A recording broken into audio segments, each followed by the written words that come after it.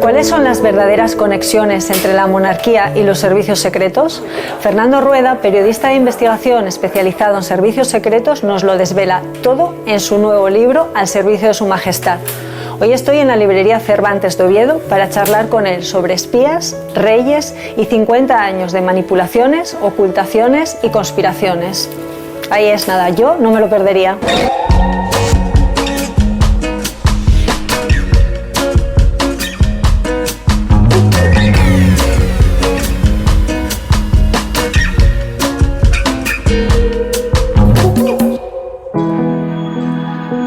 Bienvenido, Fernando. Muchas gracias por estar aquí conmigo en Canal Prestoso. Es un placer estar con vosotros.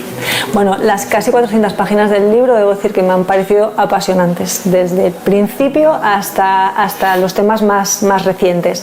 Pero yendo al principio, el libro arranca no en 1975 con el reinado de don Juan Carlos, sino cuando él con 10 años llega a España.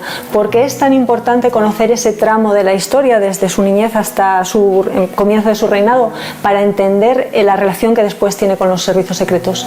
Efectivamente, a mí la editorial lo que me encarga es la relación de la monarquía con los espías.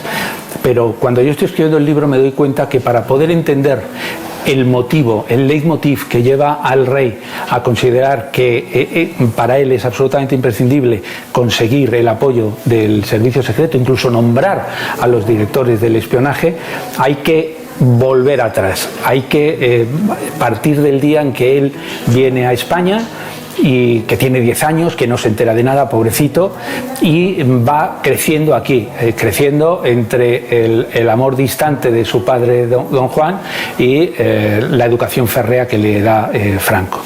Él no tarda en descubrir que todo el mundo le espían los servicios secretos del dictador, le espía la gente que está a su alrededor, todo el mundo le espía. Y él empieza a utilizar recursos para mantener una parte de su vida en privado. De hecho, llega a la Academia General de Zaragoza y se hace amigo del peluquero, sí.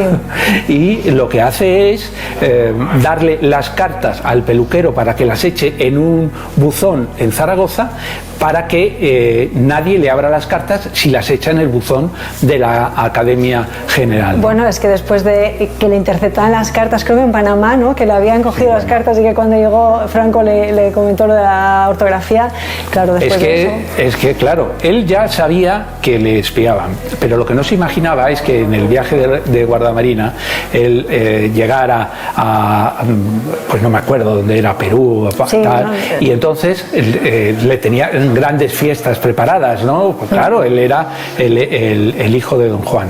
Y entonces él se enamoró locamente, pero apasionadamente, de una ex Miss Universo, ¿no? Y entonces cuando se fue, la escribía cartas todos los días, y cuando volvieron a atracar, le dio las cartas al cónsul, pidiéndole que las echara en un buzón. Él pensaba que eso ya estaría al margen de esto, pero claro, cuando volvió a España y fue a cumplimentar a Franco, Franco le dice: a ver si mejoramos la escritura un poco. ¿Cómo?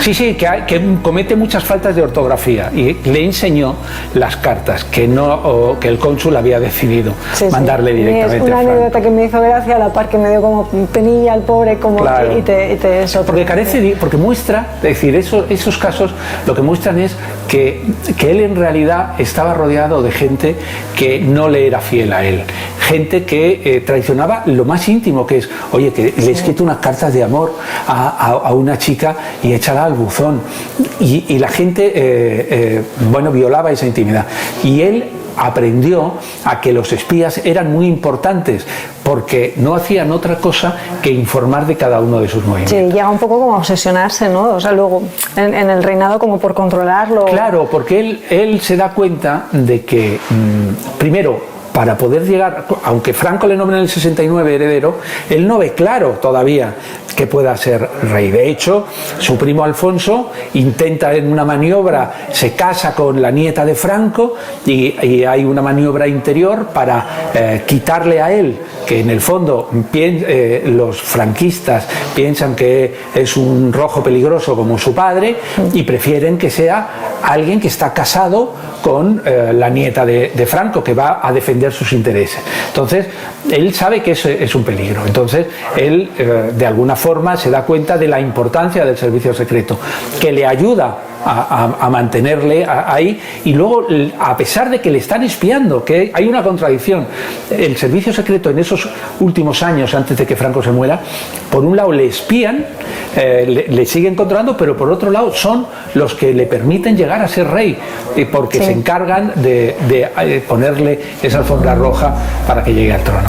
Y hablando de cosas sorprendentes como lo de las cartas, a mí personalmente de las cosas que más me han sorprendido ha sido el papel que jugó la CIA en el atentado de ETA Carrero Blanco. Me dejó bastante. Y luego cómo el CNI cuidaba que nadie vigilara a Urdangarín en el Instituto NOS. A ti, en el proceso de documentación del libro, que es, aun siendo muy especialista en el tema, algo te habrá sorprendido. ¿Con qué te quedarías que te sorprendió lo más?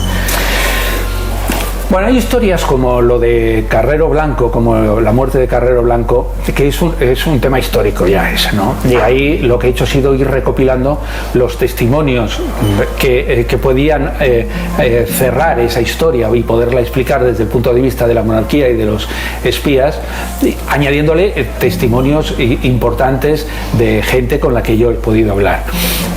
Eso es una historia muy complicada, porque claro, es la historia de un príncipe que llega a ser rey y que con las manos libres gracias a que el presidente de gobierno que había puesto Franco para cercenarle, para cortarle un poco las alas, es asesinado. Sin duda es asesinado por ETA. Lo que pasa es que te das cuenta, y la narración del libro es una narración llena de detalles, en la cual la CIA, el Servicio Secreto Americano, estaba feliz de que desapareciera. Pues pusieron facilitaron, claro, miraron para otro lado. Pero si me preguntas qué es lo que a mí más me ha llamado la atención, es que el servicio secreto, la gente en general es lógico que no sepa, pero el servicio secreto intenta estar dentro de la legalidad. Es decir, el servicio secreto actúa según unas órdenes del gobierno, y cuando para cumplir esas órdenes del gobierno tienen que violar la ley, es decir, tienen que entrar en domicilios, tienen que pinchar teléfonos, tienen que hacer ese tipo de cosas, tienen un juez del Tribunal Supremo que lo autoriza. Entonces, la mayor parte de las cosas que yo cuento pueden ser moralmente más o menos deleznables, pero muchas de ellas están hechas dentro de esa legalidad. Sin embargo, porque me preguntas lo que más me ha sorprendido, me sorprendió muchísimo enterarme de que en el caso de Urdangarín, el rey Juan Carlos le pidió en el año 2002 al director del CNI, a Jorge Dez Callar, que por favor que cuidara de su yerno. Yo creo que él debía estar un poco mosqueado con que el yerno estaba en acciones complicadas que podían traer problemas. Pero claro, se lo encarga, Jorge Dez Callar dice que sí, y de hecho todos los meses desde el 2002 al 2004 manda un equipo a la Fundación NOS, a su empresa, que vigila que no estén los teléfonos pinchados, que no haya pinchazos en las paredes, que los ordenadores estén limpios. Hacen una copia mensualmente de todo lo que tiene, de la información que incluyen los ordenadores, y eso se lo llevan. Sí. ¿El problema cuál es? No hay una orden del gobierno, y eso, que es una acción así, debería contar con una orden de un juez. Con lo cual, esta acción, desde mi punto de vista, está fuera de la legalidad, y la hace el servicio secreto porque se lo ha pedido el rey. A mí, que hagan este tipo de cosas, como algunas otras que hay en el libro, la verdad es que me deja un poco espantado. Sí, es que al final uno o al menos mi conclusión, a lo mejor equivocada, cuando termina de leer el libro dice, es que el servicio secreto pasa más tiempo aparentemente sirviendo a la monarquía que sirviendo al gobierno, que en principio es a quien podría ser directamente, ¿no?, depender directamente directamente. De no haber sido por los servicios secretos, ¿Juan Carlos I se habría mantenido casi 40 años en el trono o habría desaparecido antes? Habría desaparecido antes, sin ninguna duda. En el libro se va relatando históricamente, es decir, desde antes hasta el día de hoy, que con Felipe VI, se van relatando las historias y se van relatando los problemas gordos en los cuales ha intervenido el CNI para proteger al rey Juan Carlos. Ahí se ve claramente que si no hubieran intervenido, se habrían hecho públicas sus participaciones en el cobro de algunas comisiones que no debería haber cobrado, se habría hecho público el chantaje y los vídeos que grabó Bárbara Rey, le habrían perjudicado algunas de esas amistades peligrosas que tenía el rey, Chogotúa, Mario Conde, etcétera, etcétera, y yo creo sin ninguna duda que no habría acabado la democracia. Pero también te digo algo para ser justos, y es que el servicio secreto, igual que ha protegido al rey, ha protegido también a los gobiernos. Por poner solo un ejemplo, si no hubiera sido por el servicio secreto, el gobierno de Felipe González, con todo el tema de los GAL, pues habría sido mucho más desastroso de lo que fue en realidad, ¿no? O sea que al final ya está en medio tapando a todo el mundo. Es que al final el servicio secreto, hay una pregunta que yo me hago que no tiene respuesta, ¿no? ¿Debe un servicio secreto proteger al rey de cuando comete ilegalidades? ¿Y un servicio secreto debe proteger al gobierno, a los miembros del gobierno cuando cometen ilegalidades? La respuesta sencilla es que no. Pero en realidad lo que hacen es eso, protegerles. Esa era mi siguiente pregunta. Si a toda costa hay que proteger a un jefe de Estado, incluso cuando se le está advirtiendo a él mismo, como el caso de Corina, se le está advirtiendo, se le está diciendo y niega, tiene cerrazón y mira para otro lado, a toda costa hay que protegerle, pues me acabas de decir que no. No, yo te voy a decir algo, yo he preguntado mucho. Yo llevo desde 93, que publiqué mi primer libro, La Casa, hasta ahora, hablando con espías, y esta no es la primera vez que me lo planteo, pero aquí sí he hecho un planteamiento serio sobre este libro, y en ese planteamiento serio he preguntado, vamos a ver, ¿por qué tanta protección al rey? Si además no existe en ningún lugar una ley, una norma que diga que el CNI tiene que proteger al rey. Al gobierno sí, tiene que informar, tiene que hacer todas esas cosas. Y ellos me dicen que en realidad los ataques contra la jefatura del Estado son ataques contra España. No sabes de dónde pueden venir de otros estados, pueden venir de poderes ocultos, de mafias, y entonces el CNI lo que tiene es que proteger la seguridad del Estado. Y la seguridad del Estado incluye, según ellos, proteger antes al rey Juan Carlos, ahora al rey Felipe, antes a Aznar, a Zapatero, tal, ahora a Pedro Sánchez. Entonces, según bajo su prisma, sí, lo puede proteger bajo cualquier circunstancia, ¿no? Bajo el prisma de ellos. Efectivamente. Bajo ese. Ya para finalizar, al principio del libro, en la introducción, como en la tercera línea, dices que cuando ejerces como periodista, sobre todo de investigación, que no tienes ideología. Algo que parece muy razonable, o debería ser razonable para un periodista, y sin embargo estoy convencida de que más de una vez te han tachado con este libro y en este contexto de antimonárquico, y en otros libros y en otros contextos seguramente de todo lo contrario, ¿no? ¿Qué crees que tiene que cambiar para que entendamos, primero, que el periodismo debería ser alejado de una ideología? Deberíamos dejar que la gente que quiere contar los hechos que otros quieren ocultar los contasen, y segundo, para entender que no necesariamente porque estamos diciendo que otra persona ha hecho algo mal estamos yendo contra eso. Esa objetividad que falta muchas veces, ¿qué debería cambiar para eso?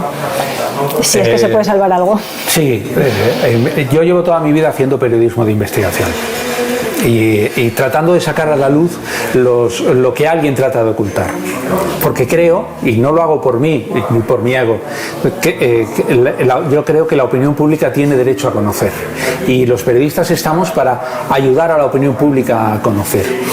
En la época de Felipe González ahí me decían que yo era antisocialista, en la época de Aznar me decían que era antipopular, y así con todos estos, porque siempre tratas de desacreditar y buscar motivos espurios en la conversión de los periodistas. Yo, después del periodismo de investigación, yo hice mi tesis doctoral sobre periodismo de investigación sobre servicios de inteligencia. Y ahí yo recibí un varapalo de la realidad, cómo debe funcionar el periodismo, cuáles son los límites éticos, ahí. Esto a mí me asentó y yo llevo muchos años defendiendo viejos principios del periodismo, como que la información debe ir por un lado y la opinión debe ir por otro. Yo ahora a ti te puedo dar mi opinión, pero yo en el libro lo que trato es de contar historias y de que la gente lo sepa. Por eso al principio del libro digo que no soy monárquico, no soy republicano, ni de derechas ni de izquierda, porque cuando escribo yo creo que el periodista lo que es un servidor de la opinión pública y lo que debe es contarles la historia y luego ya que cada uno saque sus conclusiones. Sí, porque así fomentamos por lo menos, ¿no?, que la conclusión la saquemos nosotros y no que nos la induzca. Efectivamente, que es lo que por desgracia ahora está dominando en una parte importante del periodismo. Pues Fernando, muchísimas gracias. Podríamos pasar horas hablando del contenido de este libro porque da para mucho. Si quieres podemos hablar horas, ¿eh? No, que ellos me matan. Yo podría hablar horas del contenido. La verdad a mí me ha encantado, me ha sorprendido muchas cosas. Tengo aquí el ejemplar del libro, me encantaría que me lo firmases, así que... Claro. Muy bien. Muchísimas gracias. Gracias a ti. Ha sido un placer leerte y aprender tanto en esta entrevista como mientras lo leía. Gracias. Muchas gracias, chao. Hasta la próxima. Hasta la próxima. A vosotros os recomiendo encarecidamente que leáis Al servicio de su majestad porque vais a aprender muchísimo y vamos a dejaros los enlaces a las redes sociales de Fernando en el hilo de este vídeo para que podáis consultar todo el trabajo que hace y seguirle, y yo os espero la semana que viene en Tendencias del canal Presto Su.